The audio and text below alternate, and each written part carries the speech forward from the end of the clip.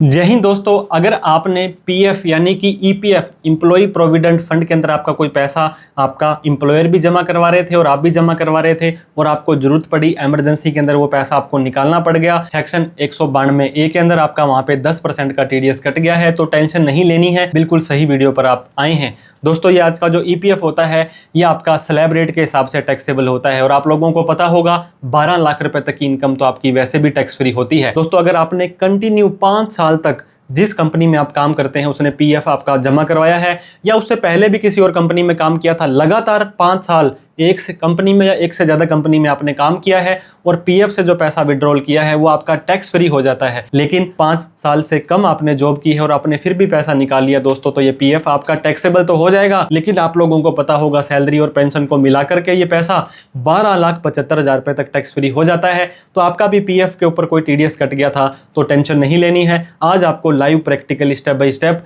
ITR भर के बताएंगे कि कैसे आप इस कटे हुए टीडीएस को रिफंड अपने बैंक अकाउंट में ले सकते हैं। इनकम टैक्स एक्ट 2025 पर हमने प्यारा सा सुंदर सा कोर्स बनाया है। जितने रुपए में आप किसी से आईटीआर भरवाएंगे उससे कम में दोस्तों आप अपनी खुद की अड़ोस पड़ोस रिश्तेदारों की आईटीआर भरना सीख जाएंगे। इनकम टैक्स एक्ट 2025 को आप डिटेल के अंदर समझ जाएंगे। आप प्ले स्टोर पर सीए सुमी शर्मा एक बार ऐप जरूर चेकआउट करें दोस्तों हमारी। तो देर ना करते हुए सीधा ही इनकम टैक्स के पोर्टल पर चलते हैं, जहां पर अगर आपका भी कोई पीएफ के ऊपर आपका ईपीएफ के ऊपर टीडीएस कट गया था तो उसको कैसे रिफंड आपके बैंक अकाउंट में क्लेम करना है, live practically step by step सीख लेते हैं। इनकम टैक्स रिटर्न भरने के लिए आपको किसी भी ब्राउजर में, लैपटॉप में, कंप्यूटर में, मोबाइल में incometax.gov.in इस तरह की ऑफिशियल वेबसाइट आएगी, वहीं पर ही आपको जाना है। दोस्तों पहली बार पोर्टल पर आए हैं या अभी तक आपने अपने पैन कार्ड को रजिस्टर नहीं किया है तो ये रजिस्टर का बटन राइट साइड में ऊपर दिया गया होगा, जिस पर आपको क्लिक करके अपने पैन कार्ड को रजिस्टर कर लेना है। इसके बाद में लॉगिन बटन पर क्लिक कर देना है। अब यहाँ पे आपको लॉगिन करना है, जिसके लिए एंटर योर यूजर आईडी।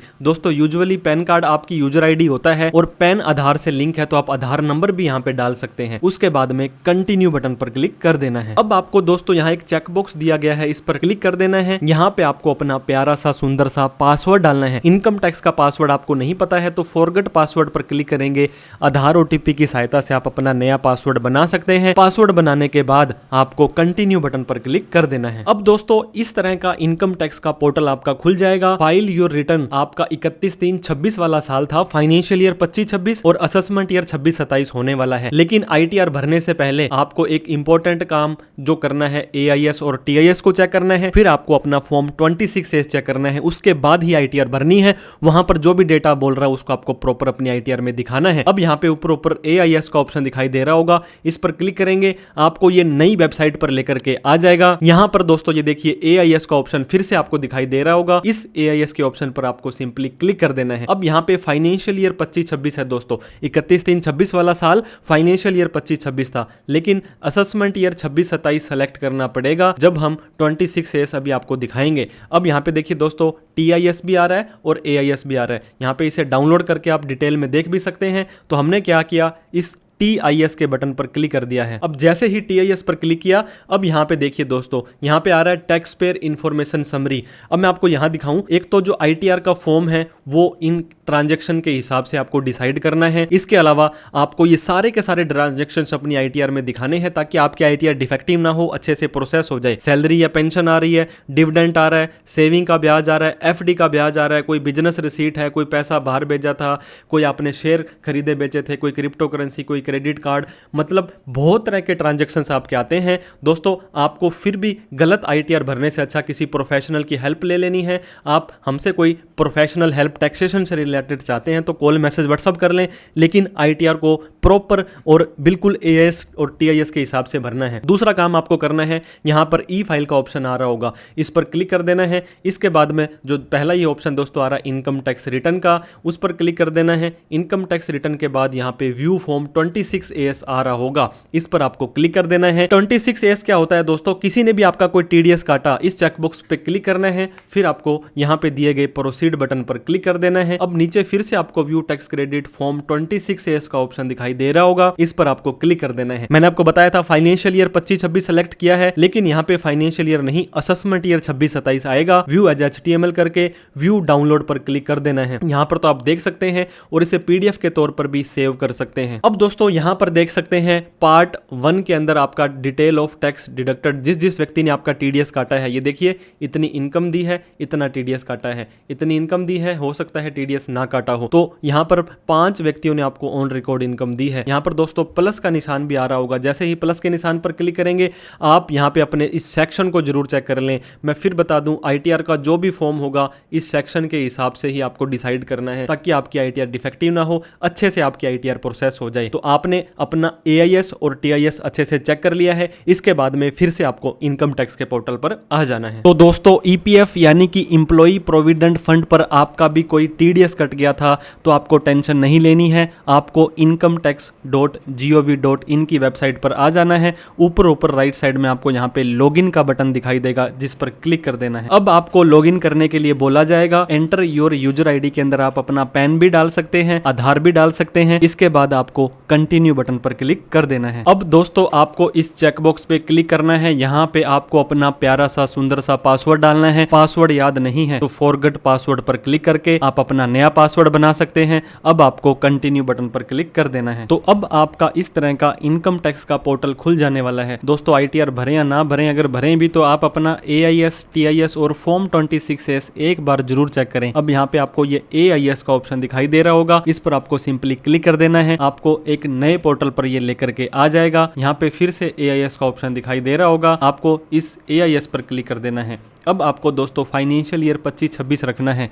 जब आप अपना 26AS चेक करेंगे वहाँ पर असेसमेंट ईयर 26-27 आएगा, इस चीज़ का ध्यान रखना है। अब आपको यहाँ पर ये TIS का ऑप्शन है, इसके ऊपर सिंपली क्लिक कर देना है। तो यहाँ पर जैसे ही क्लिक करेंगे सेविंग का ब्याज, FD का ब्याज, share market, mutual fund, crypto currency, real estate, आपका GST का turnover, cash deposit, FD made, सब कुछ यहाँ पे आ जाएगा। लेकिन हमारी वीडियो का जो मेन पार्ट है receipt of accumulated balance of PF from employer, मतलब प्रोविडेंट फंड में कोई पैसा पड़ा था और उस पैसे पे आपने एक्यूमुलेट इकट्ठा किया हुआ था आपके एम्प्लॉयर का और वो आपने निकाल लिया। ये देखिए 1,72,000 रुपये हमारे यहाँ पे दोस्तों निकले हैं। जैसे ही इस पर क्लिक करेंगे तो आपको ये और डिटेल में बता देने वाला है कि रिसीट हुई है, सेक्शन 192A है, सब रीजनल ऑफिस जो इनका होता है दोस्तों प्रोविडेंट फंड का, इतने रुपए की अमाउंट आपकी आई है। तो यहाँ पर जो भी जैसा भी ट्रांजेक्शन्स आपका आ रहा है उसके हिसाब से ही आपको आपकी आईटीआर का फॉर्म भरना है। इसके बाद में एक और काम करना है दोस्तों, ई फाइल में आना है, इनकम टैक्स रिटर्न में आना है, फिर आपको व्यू फॉर्म 26AS आ रहा है।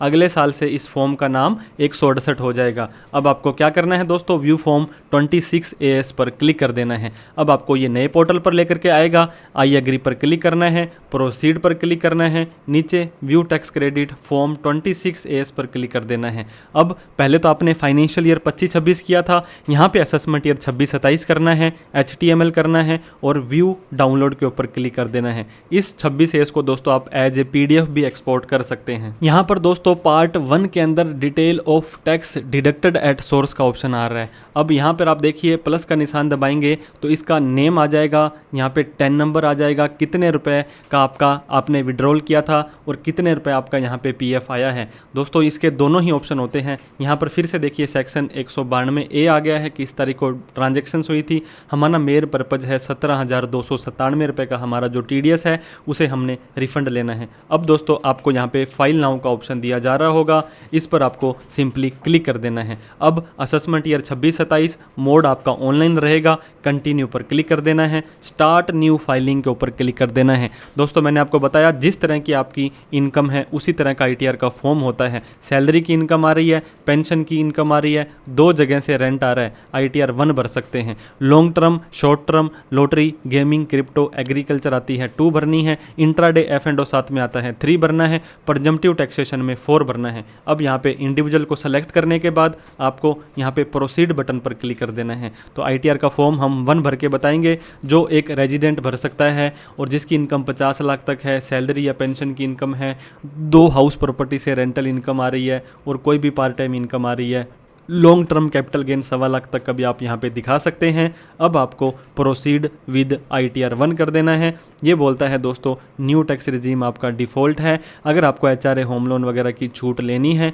तो आपको क्या करना पड़ेगा, ओल्ड रिजीम में जाना पड़ेगा। अब हमने यहाँ पर ओके बटन पर क्लिक करके लेट्स गेट स्टार्टेड पर क्लिक कर देना है। अब हमसे ये रीजन पूछा जाएगा कि आप अपनी रिटर्न क्यों भरना चाहते हैं। दोस्तों अगर आपकी टैक्सेबल जो इनकम है बेसिक एग्जम्पशन लिमिट यानी कि 4 लाख से ज्यादा है तो ये सेलेक्ट कर लेंगे। हालांकि 12 लाख तक की इनकम पर टैक्स तो कोई नहीं लगेगा। अगर आपने 1 करोड़ से ज्यादा कैश डिपॉजिट, 2 लाख से ज्यादा फॉरेन का खर्चा या 1 लाख से ज्यादा बिजली का बिल भरा तो ये सेलेक्ट करेंगे। नहीं समझ आ रहा तो टेंशन नहीं लेनी है, अदर्स पर क्लिक करके कंटिन्यू कर देंगे। अब आपने अभी जो आपका दोस्तों AIS, CIS और फॉर्म 26A देखा था उसमें जो भी डेटा आपका आ रहा है वो इन्होंने कहा कि हमने यहाँ पे प्री फील्ड लेकर के आए हैं। आप उसे चेक कर सकते हैं, कंफर्म कर सकते हैं, एडिट कर सकते हैं, डिलीट कर सकते हैं। अब पर्सनल इन्फॉर्मेशन आपकी ऑटोमेटिक भराई आ जाएगी। यहाँ पे हमने हमारी इनकम डालनी है। डिडक्शंस न्यू टैक्स रिजीम में कुछ नहीं मिलेगी। टैक्स पेड के अंदर देखिए हमारा TDS ऑटोमेटिक आ रहा है। टैक्स लाइबिलिटी को वेरीफाई करने के बाद सिंपली हम हमारी ITR को भर देने वाले हैं। अब हमें यहाँ पे पर्सनल इन्फॉर्मेशन पर क्लिक कर देना है। नेम, कॉन्टैक्ट नंबर, एड्रेस वगैरह कंफर्म करके सेकेंडरी और प्राइमरी एड्रेस आपका सेम है। अगर आपको यस या नो करने के लिए नहीं दे रहा है तो कोई टेंशन नहीं लेनी है, आगे जाकर के आपको ये बता देगा, एरर दे देगा, उसको हम सही कर लेंगे। नेचर ऑफ एम्प्लॉयमेंट में सैलरी या पेंशन की इनकम आ रही है दोस्तों तभी तो आपका ये PF पैसा कटा है। तो मान लीजिए हमारे इस केस के अंदर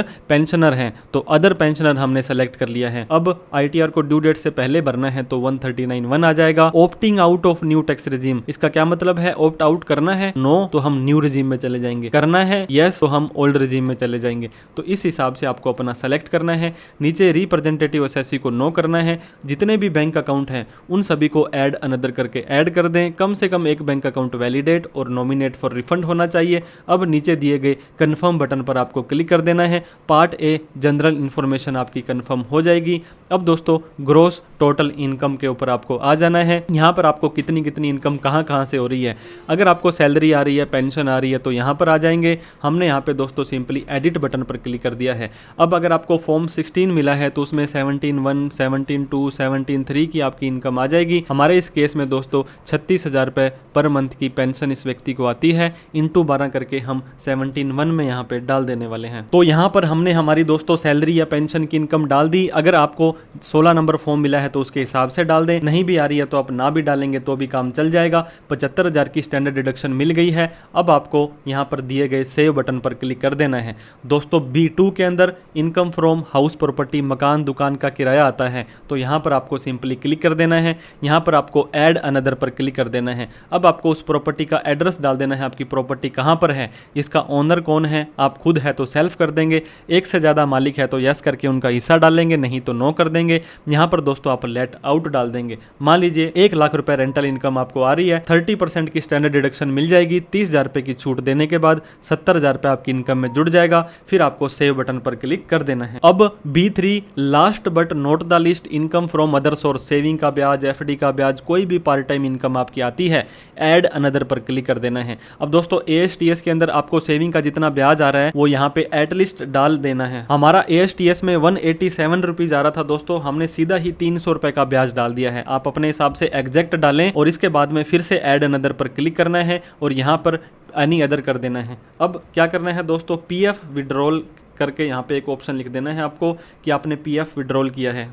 तो अब हमें जो PF का हमारी इनकम फ्रॉम अदर सोर्स के अंदर आ रही थी उसे डाल करके सेव कर देना है। हो सकता है दोस्तों आपका टैक्स फ्री हो तो आप एग्जम्प्ट इनकम में भी डाल सकते हैं। ये देखिए एग्जम्प्ट इनकम ऐड अनदर करेंगे। यहाँ पर ये देख सकते हैं आपका सम रिसीव्ड आर्म फोर्स आ गया, माइनर आ गया, LPF आ गया, LIC आ गया, कॉन्ट्रीब्यूशन आ गया।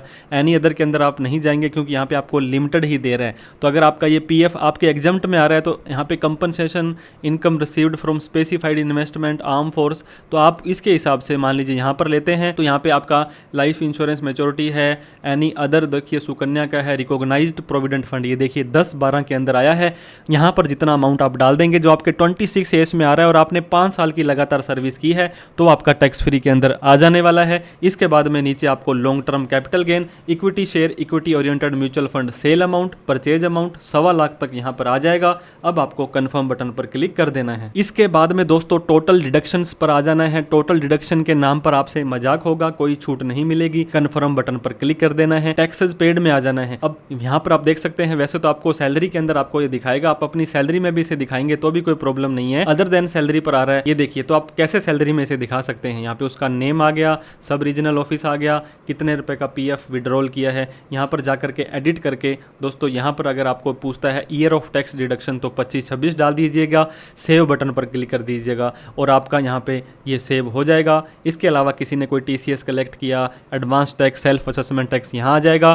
कन्फर्म बटन पर क्लिक कर देना है। वेरीफाई योर टैक्स लाइबिलिटी में दोस्तों इतनी इनकम है, 12 लाख तक की इनकम पर एक भी रुपए का टैक्स नहीं लगेगा। कन्फर्म बटन पर क्लिक करके प्रोसीड टू वेरिफिकेशन पर आ जाना है। इतना टीडीएस दोस्तों हमारा कटा था वो सारा का सारा हमारा रिफंड आ जाएगा। अब आपको नीचे आकर के यहाँ पर आने के बाद लास्ट में दोस्तों preview and submit your return पर क्लिक करना है। इस चेकबॉक्स पे क्लिक करना है, इस आईटीआर का फॉर्म को कहाँ पर बैठ करके भर रहे हैं। इसके बाद प्रोसीड टू वैलिडेशन पर आना है। प्राइमरी और सेकेंडरी एड्रेस का एरर दे रहा है, कोई टेंशन नहीं है दोस्तों, इस एरर पर आपको क्लिक कर देना है। अब यहाँ पर आपको दिया जा रहा है कि प्राइमरी और सेकेंडरी एड्रेस सेम है, आप सिंपली यहाँ पे यस करेंगे। यस करने के बाद नीचे दिए गए सेव बटन पर क्लिक कर देना है। अब एक बार फिर से आपको दोस्तों यहाँ पे दिए गए कंफर्म बटन पर क्लिक कर देना है। अब आपको बार बार फिर से सारे स्टेप ना करके यहाँ पे go to validation yellow colour का एक वार्निंग का निशान आ रहा है, इस पर क्लिक करेंगे। आप यहाँ पे देख सकते हैं आपका वैलिडेशन सक्सेसफुल हो चुका है। अब आपको आगे के लिए बढ़ना है। तो दोस्तों इस तरह से आप यहाँ पे देख सकते हैं इंटरनल वैलिडेशन, आपकी वैलिडेशन सक्सेसफुल हो चुकी है। अब आपको क्या करना है, प्रीव्यू बटन पर क्लिक कर देना है। प्रीव्यू बटन पर आप अपना सारा का भरा भराया डेटा यहाँ पे प्रीव्यू करेंगे और फिर आपको सबमिट करना है। डाउनलोड प्रीव्यू को पीडीएफ के अंदर डाउनलोड करके सेव करके आप किसी से चेक भी करवा सकते हैं। तो जैसे ही दोस्तों आप प्रोसीड टू वैलिडेशन पर आ जाएंगे, एक बार फिर से आपकी रिटर्न को वैलिडेट किया जाएगा। ये देखिए वैलिडेशन सक्सेसफुल हो चुका है। अब आपको क्या करना है, लास्ट स्टेप पर आ जाना है जो कि प्रोसीड टू वेरिफिकेशन है। आईटीआर को वेरीफाई करना बहुत मैंडेटरी हो जाता है। अब यहाँ पे भी आपको 3 ऑप्शन दिए जा रहे हैं। हैंड टू हैंड अभी इसे ई वेरीफाई कर दो, ये रेकमेंड भी करते हैं। आधार ओटीपी, बैंक ईमीसी या डीमैट ईवीसी से कर सकते हैं। आप इसे बाद में भी कर सकते हैं 30 दिन के अंदर अंदर, या इस साइंड कॉपी को अगर आपके आधार ओटीपी वगैरह कुछ नहीं आ रहा है तो 30 दिन के अंदर अंदर आप इसे भेज सकते हैं। हमने दोस्तों ई वेरीफाई नाउ वाले ऑप्शन पर क्लिक करके कंटिन्यू बटन पर क्लिक कर देना है। अब यहाँ पे फिर से आपके पास ये देखिए आधार ओटीपी, आपके पास डिजिटल सिग्नेचर, ईवीसी, बैंक का, डीमैट का, बहुत तरह के ऑप्शन आ रहे होंगे। आपको पहले ऑप्शन पर दोस्तों क्लिक कर देना है कि मैं आधार ओटीपी वाले ऑप्शन से अपना वेरीफाई करना चाहता हूं। फिर आपको कंटिन्यू बटन पर क्लिक कर देना है। आई एग्री पर क्लिक करके जनरेट आधार ओटीपी कर देना है। आपके आधार कार्ड में दोस्तों 6 डिजिट का एक जो मोबाइल नंबर दिया गया है उस पर 6 डिजिट का एक ओटीपी चला जाएगा, वो ओटीपी आपको यहाँ पे डाल देना है। तो जैसे ही आधार ओटीपी डालने के बाद आप दोस्तों यहाँ पे वैलिडेट बटन पर क्लिक करेंगे, आपका आधार ओटीपी सही होगा तो आपको लास्ट एक और मैसेज पूछेगा, कंफर्म सबमिशन ऑफ रिटर्न। क्या सच में आप इस रिटर्न को सबमिट करना चाहते हैं? बाद में इसे आप मॉडिफाई नहीं कर पाएंगे। हालांकि कुछ गलती आपसे हो गई है तो आप इसे रिवाइज कर सकते हैं, कोई दिक्कत वाली बात नहीं है। अब आपको क्या करना है, फाइनली सबमिट बटन पर क्लिक कर देना है। तो अब यहाँ पर देखिए दोस्तों सबमिटेड सक्सेसफुली हो चुका है, कोई एरर नहीं है, आपकी आईटीआर लग चुकी है, बहुत बहुत बधाई हो। अब आपको प्रोसीड बटन पर क्लिक कर देना है। जैसे ही प्रोसीड बटन पर क्लिक करते हैं ये बोलता है कि इस मोबाइल नंबर पर और इस मेल आईडी पर आपको हमने मैसेज भेज दिया है, मेल कर दी है, और जब भी आपकी आईटीआर प्रोसेस होगी, कोई भी आगे के इंटीमेशन होंगे आपको इस पर आते रहेंगे। अब डैशबोर्ड पर भी जा सकते हैं और आईटीआर की रिसीट को डाउनलोड भी कर सकते हैं। जैसे ही डाउनलोड रिसीट पर क्लिक करेंगे आपकी आईटीआर का एक्नॉलेजमेंट डाउनलोड हो जाने वाला है। और इस तरह से दोस्तों आप यहाँ पे देख सकते हैं असेसमेंट ईयर आपका आ जाने वाला है, आपका पेन, आपका नेम, आपका एड्रेस, आपका स्टेटस, कौन से सेक्शन में भरी है, कितनी इनकम आप लोगों ने दिखाई है, ये सारा का सारा डेटा आप अपनी आईटीआर में दिखा सकते हैं। तो दोस्तों आपको आईटीआर से रिलेटेड फिर भी कोई प्रोफेशनल हेल्प चाहिए तो आपके लिए हमेशा हम अवेलेबल हैं। 88 750 42,000 पर आप हमें कॉल, मैसेज, व्हाट्सएप कर सकते हैं। इनकम टैक्स एक्ट 2025 के ऊपर आईटीआर फाइलिंग का बहुत प्यारा सा एक कोर्स आप लोगों के लिए हम लेकर आए हैं, जो www.csumitsharma.com या प्ले स्टोर पर आप CS Sumit Sharma app download करके उसे एक बार प्लीज चेकआउट करें। जितने रुपए में आप किसी से आईटीआर भरवाएंगे उससे कम में आप अपनी आईटीआर भरना भी सीख जाएंगे और टैक्स की बारीकियों को भी समझ जाएंगे। वीडियो अच्छी लगी हो तो लाइक करें, अभी तक हमें सब्सक्राइब नहीं किया है तो सब्सक्राइब करके हमारा हौसला भी बढ़ा दें। कोई डाउट, क्वेरी, क्वेश्चन हो तो कमेंट करके पूछ सकते हैं। Thank you so much for watching this video. जय हिंद, जय भारत।